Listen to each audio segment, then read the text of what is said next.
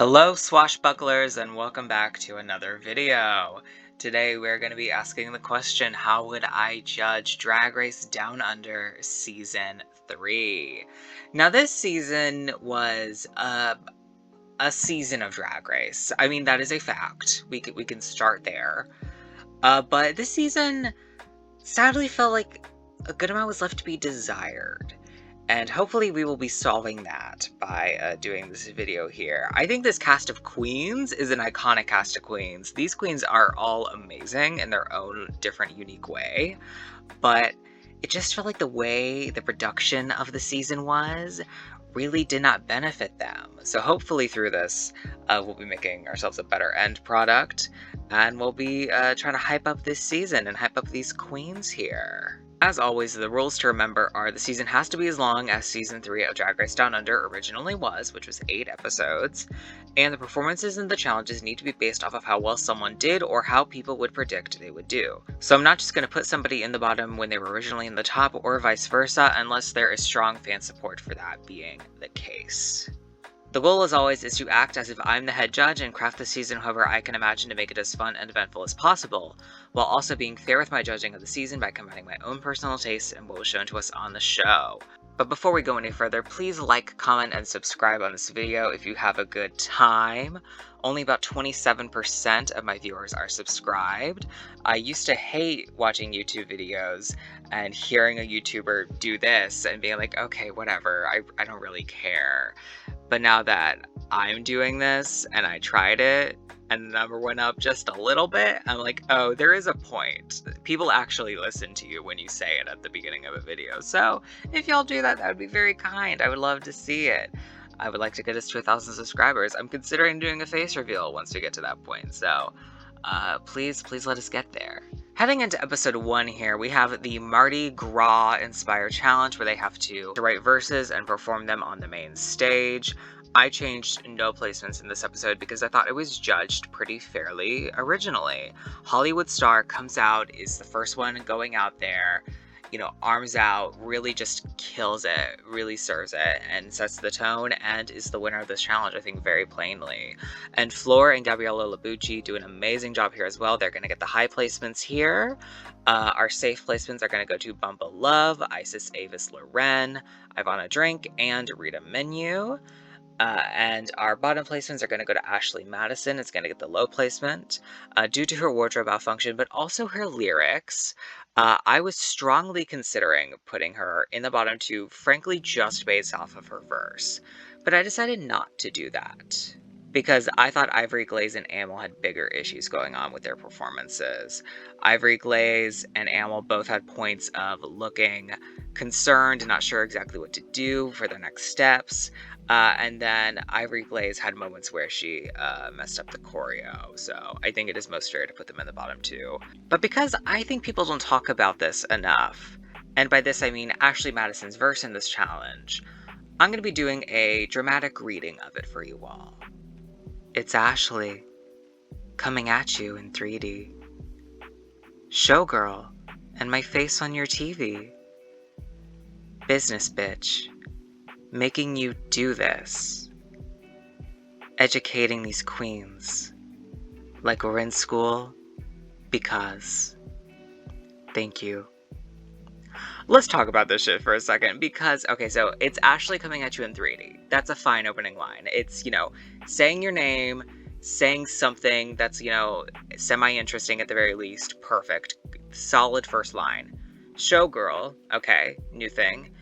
And my face on your TV. Well, we already have coming at you in 3D. Those are kind of the same sentence, really. So, the one of them could have gone, and it would be perfectly fine, you know? Business bitch, making you do this. Okay, business bitch, add something new. Making me do what?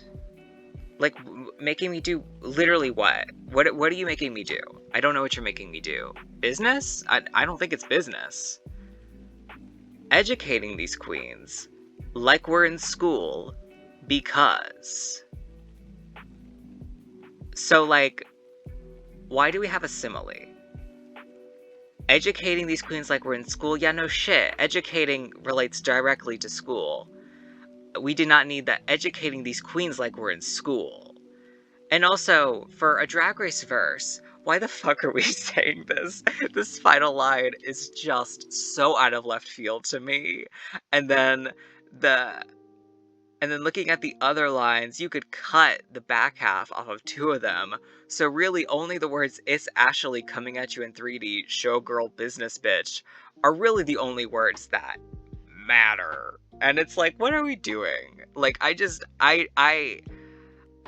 don't think people have talked enough about how ridiculous this verse is, and I'm not trying to rag too hard on Ashley Madison here, because despite all of this, I think she performed this verse pretty well, but these words, the first time I heard them, I literally did a double take. I was like, wait, what?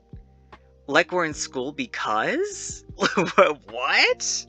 But I just wanted to do that for the fun of it. Ashley still did an alright job in this challenge. Okay, so Ivory Glaze and Amel are going to be lip-syncing to Land Down Under by Men at Work, and I think this is a very fun, on-topic song, obviously, to choose for Drag Race Down Under. Sadly, it's just not a great lip-sync song. There aren't enough of the big highs and lows, and it's honestly very mellow in actuality. You would think, basing it off the lyrics, that it would be more high energy and that there'd be more to do with it, but just going with the vibe and flow of the song, it's kind of hard to really bring it up. But considering both of their performances in this lip sync, I do think Ivory did a better job. They each did similar things a lot of the time, but Ivory's felt like they had more character and more facial expression to them. So I do think Ivory Glaze for sure won this lip sync, which sadly means that Amel is the first eliminated, but Amel is so pretty. I love her so much. We're gonna move on to episode 2.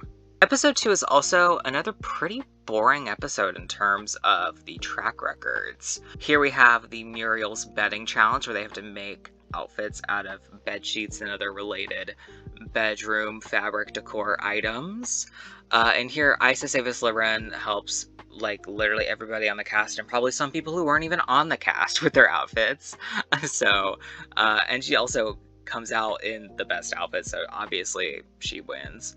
Bumpa Love and Hollywood Star are both high for this challenge. I saw some discourse online saying that Bumpa Love maybe should have been high, but I thought she did great. She really had this matriarch, you know, kind of mother of the bride, off the shoulder situation. I thought it fit the theme probably the best besides Isis's outfit, so I feel like she did a great job here, along with Hollywood Star. The safe placements are going to be Floor, Gabriella Labucci, and Ivana Drink. I decided to switch Ashley Madison with Ivana Drink here. Ashley Madison's outfit really wasn't serving it to me in this challenge. Okay, I do not mean to, for a second episode in a row, dunk on Ashley Madison, but just objectively looking at Ashley Madison and Ivana Drink's looks here. Ashley Madison is supposed to be attending a wedding, but I don't see that with this outfit. What I see is a red tulle-like fabric in some situation around her body that she has wrapped to make it stay on her body. Whereas with Ivana Drink, I see a concept trying to give mother of the bride and slightly failing in execution on the main outfit, but still giving me a solid look, a solid character, and also having elements like that cape that I feel like are pretty solid overall. The only change is Ivana doing better than Ashley, and Ashley doing worse than Ivana. Now Ivana's like my best of the safes, and Ashley's like so bad. I just think Ivana did better than Ashley when it comes to these outfits, and in that case, that means Ivana is now safe and Ashley is now low. As originally, Rita Menu and Ivory Glaze I do think have the two worst looks of the night. And in this episode, they are not going to be lip syncing because with mostly everything being kept the same, I don't see any reason why Ivory Glaze wouldn't faint again. So she is technically going to faint in this episode, and that is going to postpone the lip sync to the next episode, but I'm just going to talk about it now. They get to lip sync to Murder on the Dance Floor by Sophie Ellis-Bextor, which, oh my god, a great song. I'm so happy it's been done on Drag Race now. And the fact that we get this after Ivory fucking faints on the main stage, and also she accidentally like steps on Rita's hand during the lip sync. It's so fucking funny to me. It's literally just a comedy of errors that could not have happened, I think, in like any better way. And poor Miss Ivory Glaze is gonna go home here because Rita does better in the lip sync and at this point has a better track record. And I want to talk about Ivory Glaze for a second. She kind of is a breakout star of the season. She is like the Princess Poppy of Down Under. Not to compare drag queens, but their trajectories and the way that they've kind of dealt with their runs on television are both very similar, in my opinion. And I think Ivory Glaze is just so funny. Really in a different situation where she's given like the time and a format that works out better for her. Like, I would love to see Ivory Glaze compete in a traditional drag pageant. That's what I want to see her do. Because I feel like if, you know, she had this time to prepare an ornate costume that we can see like on her social medias that looks amazing and come up with a performance number that she knows fucking word for word, I would love to see Ivory Glaze in a format like that because I think she would absolutely fucking kill it. I just think the format of Drag Race is not conducive with Ivory Glaze at this point, but I still fucking love her and I would love to see her. I'd love to see honestly any of these queens on Drag Race again. I feel like they all have their own little special, little like sugar that they can add to really anything, any season of Drag Race, anything that they really do. I feel like they're all fucking iconic in their own ways. Alrighty, in episode 3, we have ourselves the Fake Housewives of Down Under challenge. Now, this is the first episode where placements change a decent amount, aka 2 placements really change here. Originally, Gabriella Labucci was the only winner of this challenge, but I decided that Gabriella Labucci and Flora should both win this challenge. Now, originally on the season, we did just have a random challenge where 2 people won, where it wasn't really formatted that way, which was the makeover in episode 7. But looking through this and watching this challenge over again, I was like, okay, wait. In their individual groups, Gabriella Labucci and Flora really stand out as like the stars of their groups. And I was struggling to determine which one did better than the other. So I was like, fuck it. Let's make them both win and do it here instead. I think that'd be more interesting if we did that. So Flor and Gabriella Labucci are both going to win this challenge. Originally, there were 4 tops in this episode, which were Flor, Gabriella, Isis, and Bumpa. I decided to keep Isis as a top here because I thought she did a great job with the vocalization of her character and making the character a thing, whereas I decided to move Bumpa down to the low placement. To recap for those who may need it, Flor played this character during the Snatch Game that you see on the left here, which was just this ridiculous woman named Poppy who was just making up songs, doing random shit, you know, bouncing the breastplate up and down at points, really just stole the attention from her group here. And she was in the same group as Bumpa Love, who played Gwen. And I just did not get a lot from Gwen. I mean, I think this look is kind of fun, but she really only has one moment in there that I thought was really funny, that really grabbed me, where she goes up behind Ashley Madison's character and he's like, guess who's out of jail? Like, there's a way she says that line that's very funny to me. But throughout the rest of the sketch, really Flor and I think Ashley Madison are like the dominant duo of it. And by the end of it, I was like, okay, well, Rita and Ivana did the worst in their groups. And looking at all the others, I think, okay, Ashley and Flor did probably the best in their groups. Gabriella and Isis did the best in theirs. Now we have Bumpa and Hollywood. Who do I think did better? Well, I remember Hollywood's performance more, so I'm going to say Hollywood did better. And so that's why I have Bumpa Love at the low placement. Every other placement is the same. Ashley Madison and Hollywood Star were originally safe and they're going to stay there. And our original bottom 2 of Rita Menu and Ivana Drink is still going to be there. They're going to be lip syncing to Holding Out for a Hero, the cover by Adam Lambert. I'm very happy we get an Adam Lambert song on Drag Race. It's 3 episodes in a row at this point with I feel like very interesting and fun lip sync songs, I must mention. But you know, I wish it wasn't this. I wish it was For Your Entertainment or What Do You Want From Me. Those are really the Adam Lambert songs, in my opinion. I mean, they're the two most kind of basic ones. I'm not that big of an Adam Lambert fan, but I feel like if you're gonna have an Adam Lambert song, it should be one of those two as kind of like the one that breaks the seal, in a sense. You know what I mean? But despite the fact that this is Rita Menu's second bottom 2 in a row, she kills it. She does a great job in this lip sync. She does a better job than Ivana Drink here. And sadly, Ivana Drink is going to leave in the exact same placement as Anita Wiglet. Very sad for her. I wish that she would have done better in here. She was one of my top 3 going into the season that I was like, okay, I want her to do well. My tops going into this season for me were Ivana, Floor, and Hollywood. Those were my 3 that I was like, okay, I want these 3 to get to the end and do a very good job. So we're going to see how many of them get to the end. Well, Ivana's gone, so it's at most 2. Let's see if it's 2. Episode 4 here, we have the Snatch Game. And this Snatch Game was... like, there wasn't... It was very reminiscent of Drag Race Down Under Season 1's Snatch Game, where we have a couple of really solid performances, but then we have just a lot of, like, alright.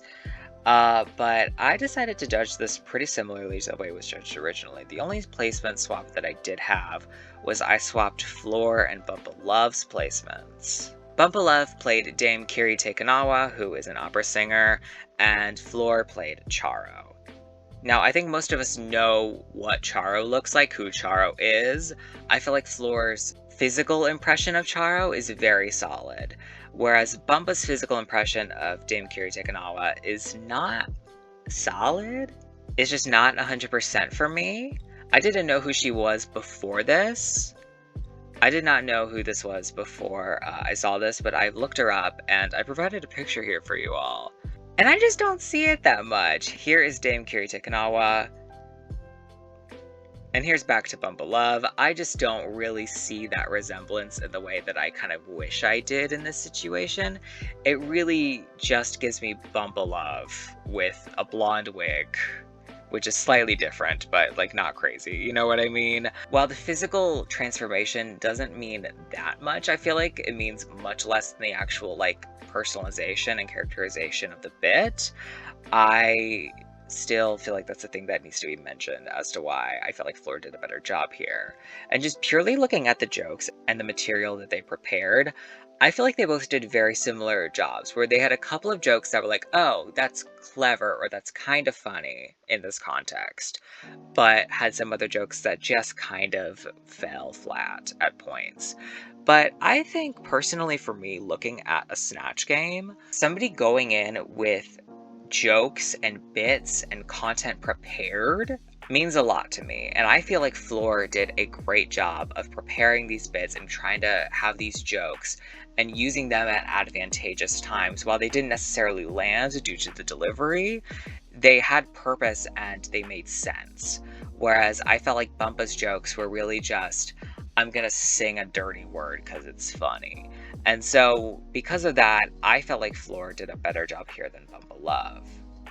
But I decided to keep every other placement the same here. Ashley Madison is going to win the challenge. I did see some people saying Isis should have won, but I thought Ashley murdered this. I have always thought in some alternate or maybe future universe where I was pursuing drag as a more serious thing for myself, and if I were to participate in a Snatch Game, what celebrity impersonation I would do, I would choose Jesus. Literally, that was it. I would choose Jesus Christ. I've been wanting someone to do Jesus Christ as a Snatch Game for years.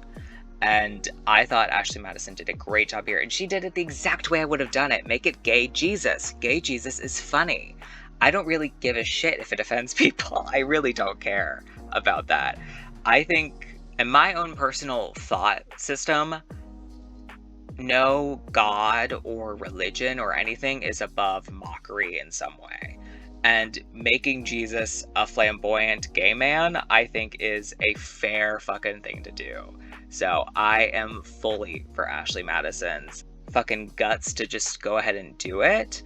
And also, I feel like it was my favorite impersonation of the night. But Isis Avis Loren is still going to be high. She really did a great job here. Gabriella Labucci and Hollywood Star are going to play safe. And Rita Menu is going to stay in the bottom 2, along with Bumpa Love. They're going to be lip-syncing to Secrets by Kylie Minogue. And I think that Bumpa Love could win this lip-sync. I don't think it's out of the realm of possibility. I think they both would, in reality, do pretty similar jobs here. And regardless of whether Bumpa Love does slightly worse here than Rita, looking at their track records, Bumpa has a better track record than Rita very solidly. So I do think if I were to make the choice, Bumpa Love would stay here. And also she had a better Snatch game, so, you know, that's just another little cherry on top of that. And Rita Menu would end up being the one eliminated here.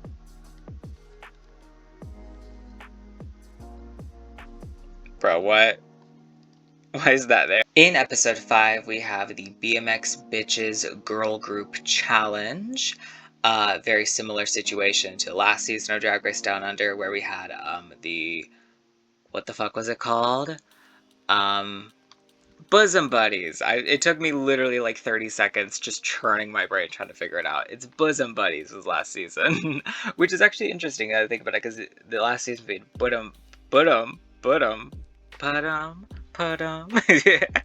we had Bosom Buddies, and this season we have BMX Bitches. So what is next season gonna be? Is it gonna be like big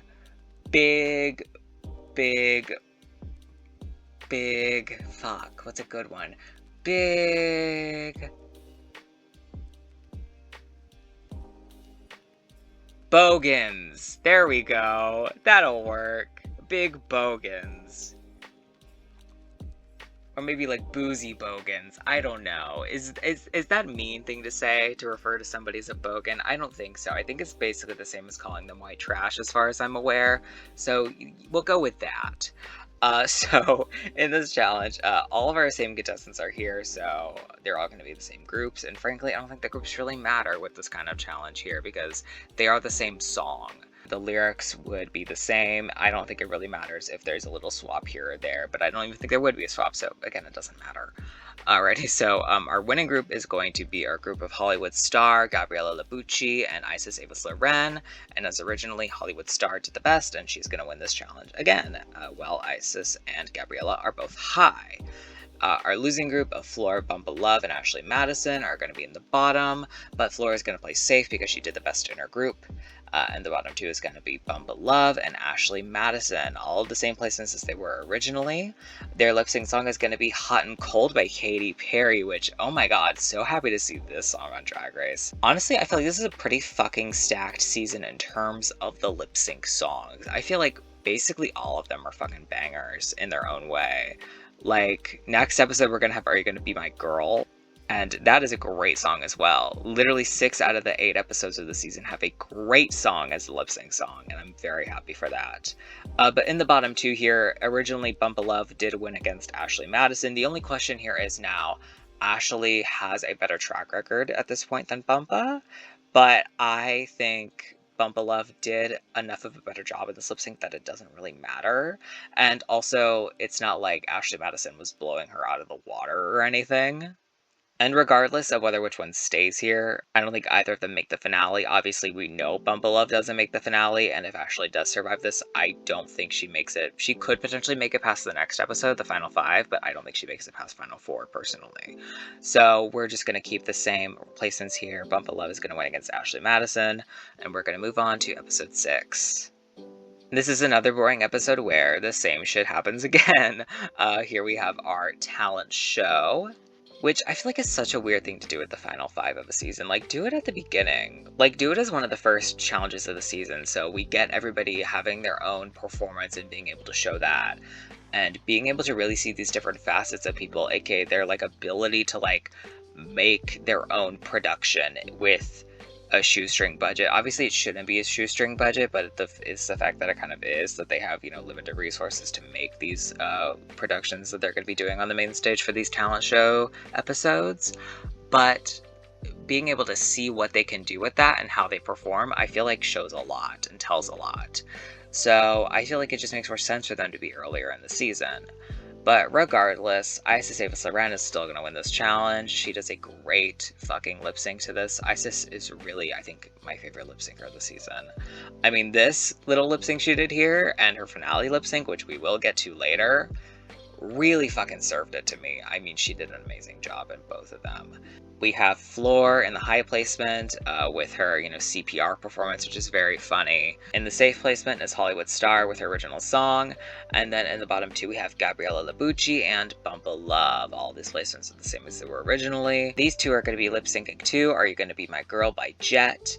And Gabriella does a better job here than Bumpa and has a better track record, so I don't see any reason why she wouldn't stay here over Bumpa. So sadly, Bumpa Love has to go here, but Bumpa Love is so funny, so amazing. Bumpa Love is an iconic bitch. I learned while researching this video that Bumpa is the oldest person to win a lip sync on Drag Race at the age of 51, which, I mean, good for fucking her. Prior to her, I believe Raja was the number one, winning a lip sync, or multiple lip syncs actually, at the age of, I think, 49 on All Star 7, 49, 50, I forget the exact number, but it's only a couple years younger than the age Bumpa Love was when she won these lip syncs on Drag Race Down Under. Well, I guess one lip sync on Drag Race Down Under. But the fact that a statistic like this can be broken is, I feel like, very fascinating. And I feel like it's very good to, like, have these different age ranges and not relegating a queen of a certain age to a similar fate where a queen who is the oldest queen of the season, that is one of the oldest people to compete on Drag Race at their age, specifically at the time of the filming of the season, being able to, win a lip sync and show that she can perform here is really fucking solid, and I love that we get moments like this. So good for Miss Bumpa Love. We're going to move on to episode 7.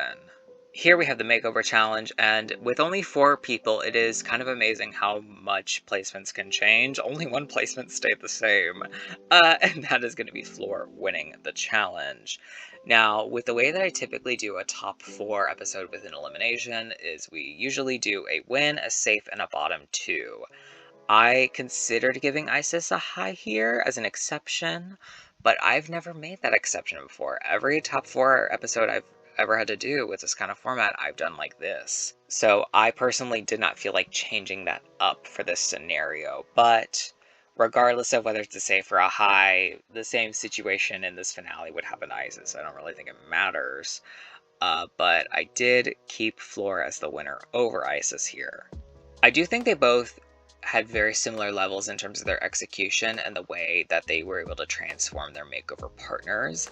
Both of their makeups look great. The outfits each look great. The dogs included were amazing. I think they both did very solid jobs here.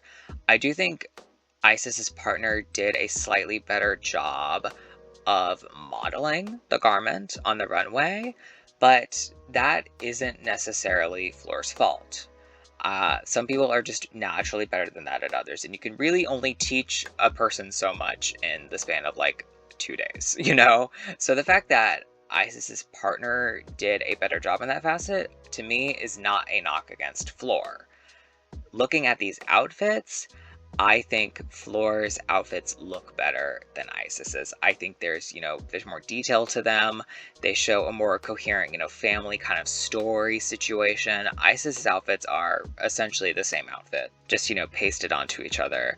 And the fact that Floor was able to have these different outfits and still provide this cohesion and make her partner look glamorous, I think, fulfilling the terms of what I believe to be a good makeover on Drag Race, Floor did a better job here. Now, all of this means our bottom 2 by default is Hollywood Star and Gabriella Labucci. They're going to be lip syncing to Not About You by Haiku Hands. Now, watching this episode originally, I thought, along with a lot of people, thought that Hollywood did not know the words to the lip sync. I thought she did not know the words, and so I was like, oh shit, Gabriella won, because it seems like Hollywood didn't know the words.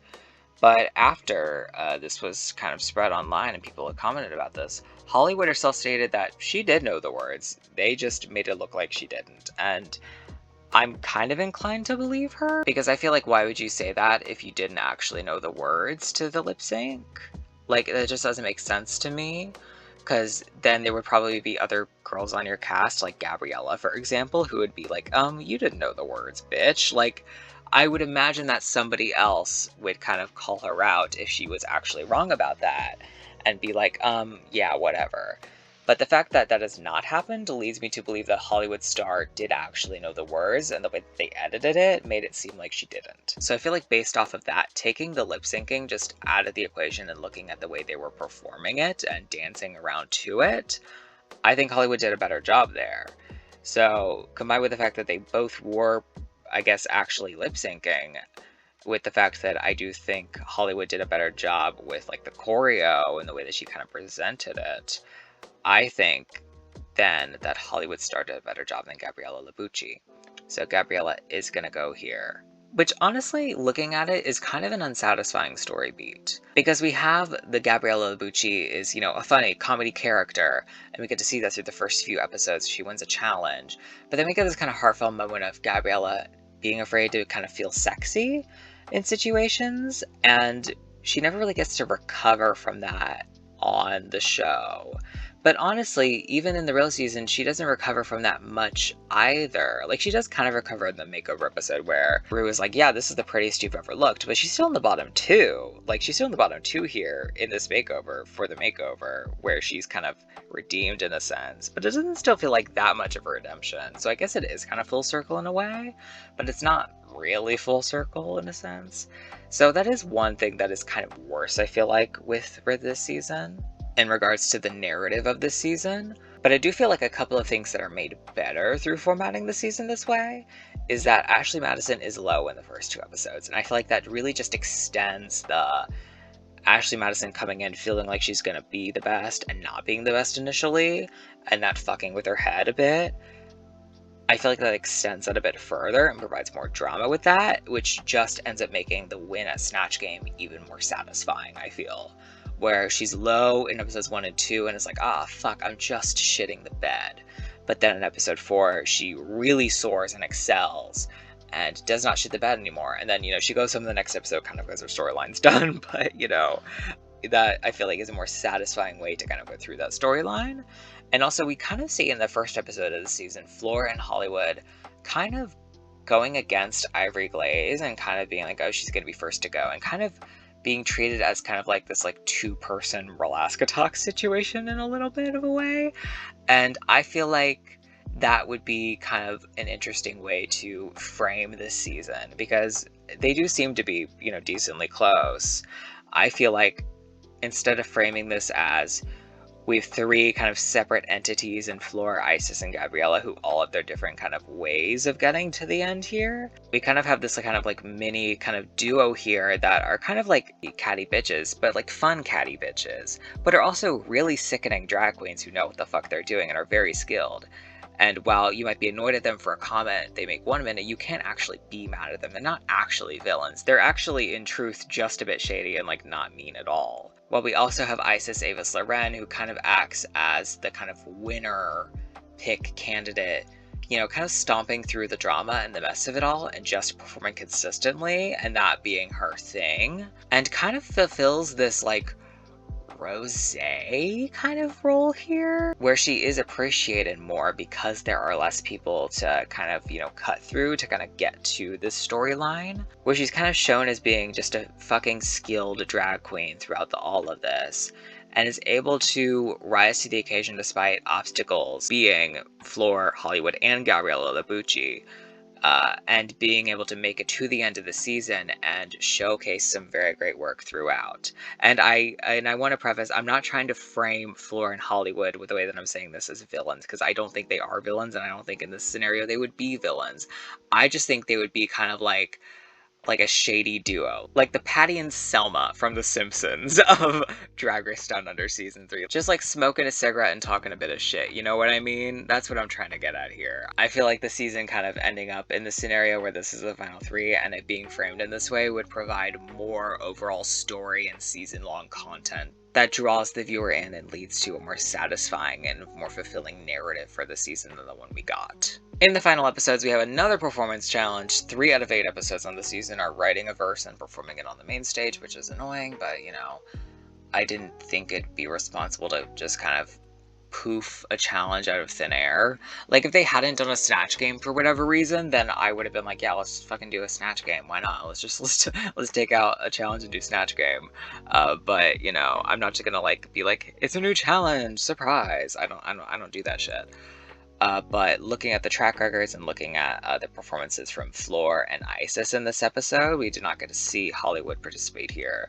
But just looking at those performances, I do think Isis Avis Loren would still win this season and kind of, you know, fulfill the kind of winner narrative that kind of started in episode 2 of the season, where everybody is getting help from Isis and she's shown to be like a really skilled, talented drag queen, and that we get to see in different types of performances and challenges that she's able to prove that she's great. We see in the design in episode 2 that she can fucking do that. We see in the acting in episode 3, like, oh, she can do that. We see she can do comedy episode 4. And we see in episode 6 that she can lip sync and perform in that way. We see that she's well rounded throughout time, and it provides a satisfying narrative of like, oh wow, Isis can do everything. And she is going to be the winner of this season. Here are the track records for you all. In this scenario, Isis has a symmetrical track record that also is a PPE score of 4, which is amazing. Not many contestants get up to that high. Floor is actually pretty close here with a 3.71 on the season. And then Hollywood Star, our other finalist, is a 3.43. But yes, here are all the track records for the season. You want to look them over. But yeah, that is going to be it for this video. Again, please like, comment, and subscribe if you wish. Please leave your thoughts, feelings, and opinions down below. As always, I will leave my Twitter link down below if you want to go follow me on there.